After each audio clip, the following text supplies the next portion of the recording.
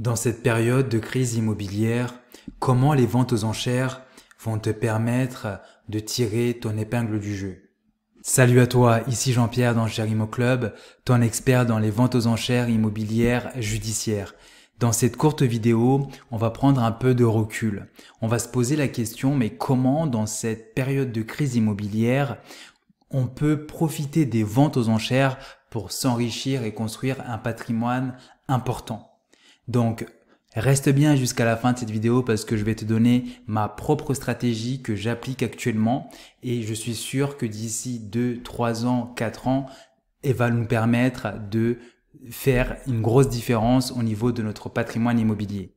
Si tu découvres ma chaîne, sache que je traite des sujets autour de l'immobilier, des enchères immobilières. Donc, si ces sujets t'intéressent, n'oublie pas de t'abonner et d'activer la cloche de notification pour être informé de toute publication de ma part.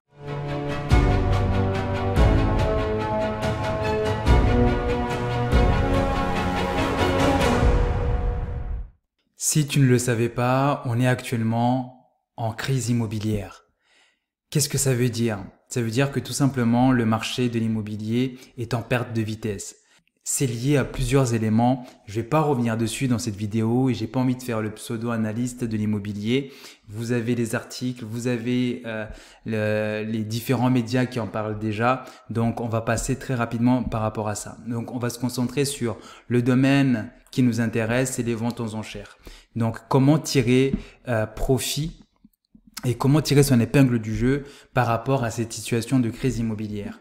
Donc, j'ai identifié finalement 5 éléments qui vont te permettre de t'en sortir. Et donc ça, je te parle directement de ma propre stratégie que j'applique actuellement. Donc, le premier élément, ça va être d'être patient.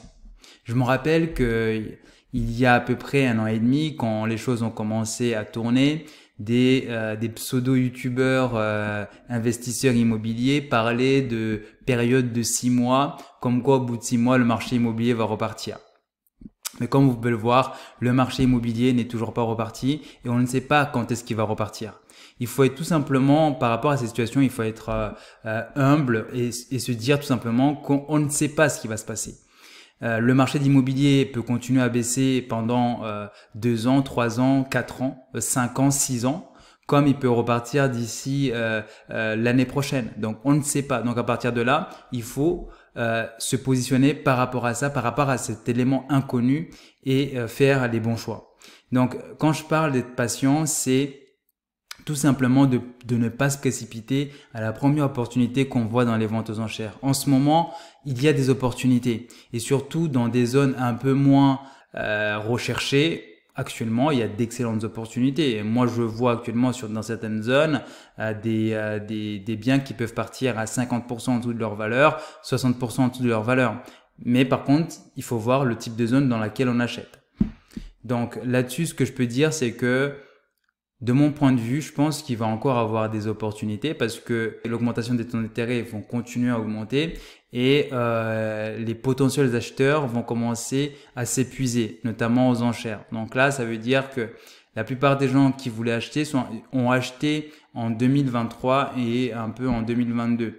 Et je pense que fin 2023, ces acheteurs-là vont s'épuiser et donc là, on aura éventuellement des réelles opportunités, notamment dans les zones premium. J'en reparle un peu plus tard dans cette vidéo.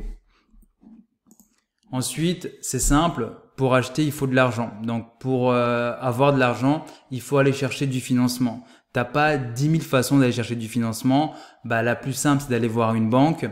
Donc là, je vois certaines personnes, notamment qui sont dans le programme de formation, qui disent moi, je suis pas confortable d'aller emprunter à des taux de plus de 3%, etc. Alors que il y a 2 ans, je pouvais emprunter à des taux de 1%.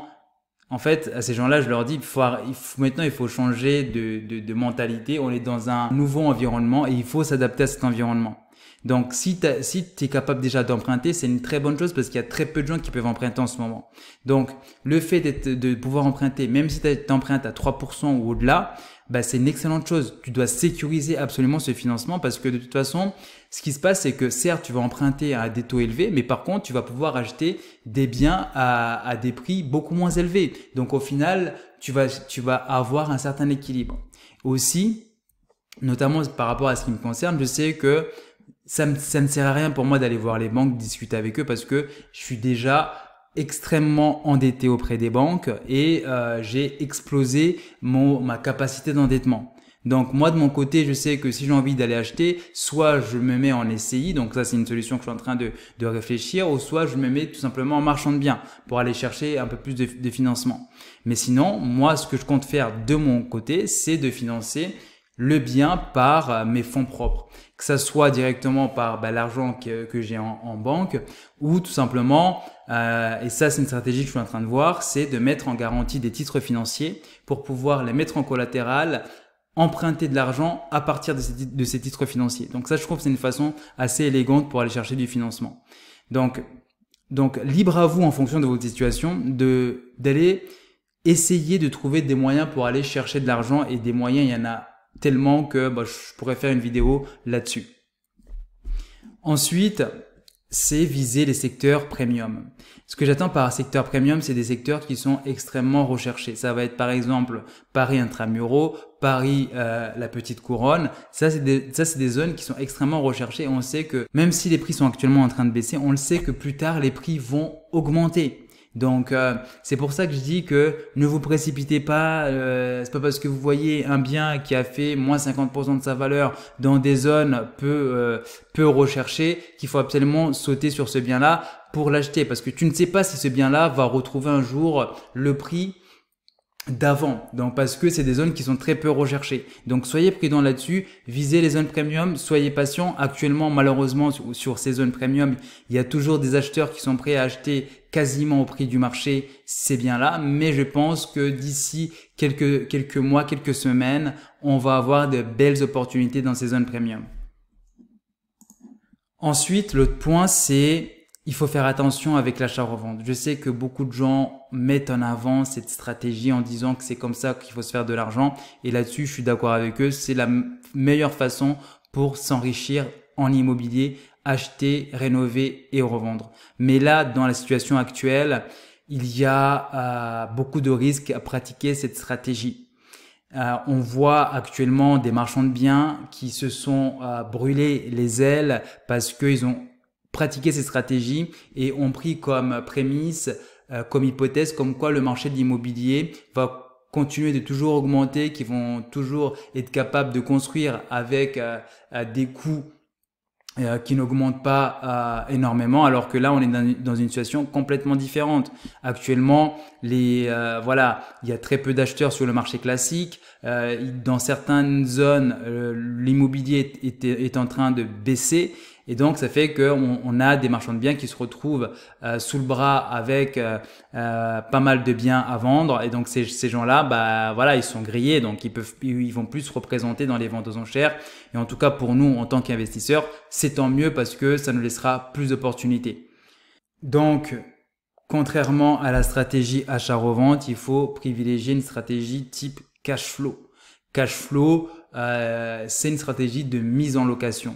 Donc concrètement, qu'est-ce que ça veut dire? Ça veut dire que premièrement, tu vas viser une zone premium, et dans cette zone premium, il faut que tu vises des biens que tu seras capable de mettre en location pendant un certain temps et que ces biens s'autofinancent. Moi, quand je parle d'autofinancement, c'est que le bien se paye tout seul, c'est-à-dire il est capable de rembourser le prêt auprès de la banque, le bien paye également les charges, paye également toute la partie taxes et impositions, mais aussi paye les travaux que tu dois engager quand il y a un changement de locataire. Donc ça, c'est un élément que souvent les gens oublient, mais ça, il faut que tu l'inclues dans tes calculs.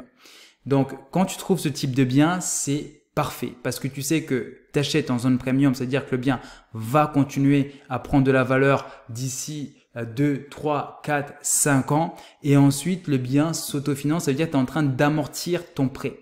Donc ça veut dire que tu es capable de patienter, tu ne seras pas stressé et quand le marché va repartir, tu seras capable de revendre le bien avec une forte plus-value. Donc ça, c'est vraiment la stratégie que moi, je vise et que je compte bien appliquer idéalement cette année. Si ça doit attendre jusqu'en 2024, j'attendrai jusqu'en 2024. Je ne suis pas pressé.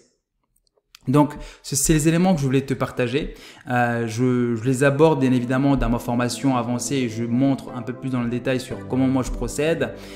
Donc, si tu es intéressé pour aller un peu plus loin, les liens sont dans la description. Sinon, si tu as envie de continuer à avoir du contenu gratuit, n'hésite pas à t'abonner à ma chaîne et également à aller consulter les articles de blog que je rédige régulièrement sur le site internet. Et puis, je te dis à une prochaine vidéo.